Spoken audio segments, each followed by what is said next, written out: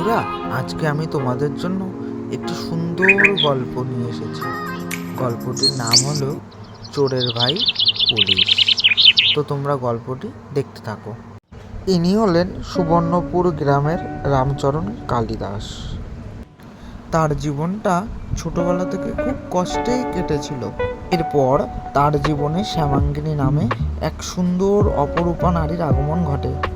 এরপর রামচরণ তাকে দেখা মাত্র বিয়ের প্রস্তাব দেয় এবং মেয়েটি হঠাৎ অবাক হয়ে যায় তার কথা শুনে। মেয়েটি তার দিকে তাকিয়ে বলল, ঠিক আছে, তুমি তাহলে দেখা করো আমার বাবার সাথে। পরদিনই সকালবেলায় জামাইয়ের সাজ দিয়ে হাতে মিষ্টি এবং মাছ নিয়ে তার বাবার কাছে হাজির হয় রামচরণ কালিদাস। চরণ কালিদাস ছিল খুবই সৎ এবং সাধারণ একজন ব্যক্তি। সে খুবই বিমুখ হয়ে পড়েছিল তার বাবা তার সাথে এখন কি করবে, তার মেয়ের সাথে তাকে বিয়ে দেবে কি দেবে না। কিছুক্ষণ পর মেয়েটির বাবা রাজি হলো এবং তাদের বিয়ের প্রস্তাব স্বীকার করে নিল।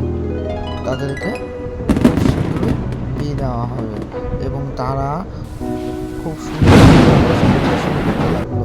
তাদের ঘরে কোল আলো করে দুটি ছেলের জন্ম হয়েছে। রামচরণ কালিদাসের গিন্নি তো খুব খুশি তার দুই ছেলেকে পেয়ে। তার কিছু মাস পর রামচরণের গিন্নি অসুস্থ হয়ে পড়ে। তার গিন্নির শোকে তিনিও চিন্তায় অসুস্থ হয়ে পড়ল। এখন সে পাগলের মতো দিশেহারা হয়ে পড়েছে। তার দুই ছেলের মধ্যে বড় ছেলে সুখ খুব কষ্ট পায় এবং কান্নাকাটি করতে থাকে এবং ছোট ভাই দুঃখ চিন্তায় বিমূঢ় হয়ে পড়েছে। কি করবে কিছুই বুঝতে পারছিল না। বড় ভাই সুখ তো অজস্র কান্নায় ভেঙে পড়েছিল। বাধ্য হয়ে সে আহার জোগাড় করার জন্য চুরি করতে শুরু করলো এবং তার ভাইকে কীভাবে পড়াশোনা করাবে সেটা নিয়ে ভাবতে থাকলো। তার ভাইকে সে আনন্দেই রাখতে চাইলো এবং ভাইকে একজন সৎ পুলিশ অফিসার বানানোর চেষ্টা করলো। একদিন তো সে চুরি করতে চলে যায় রাত 12টার সময়।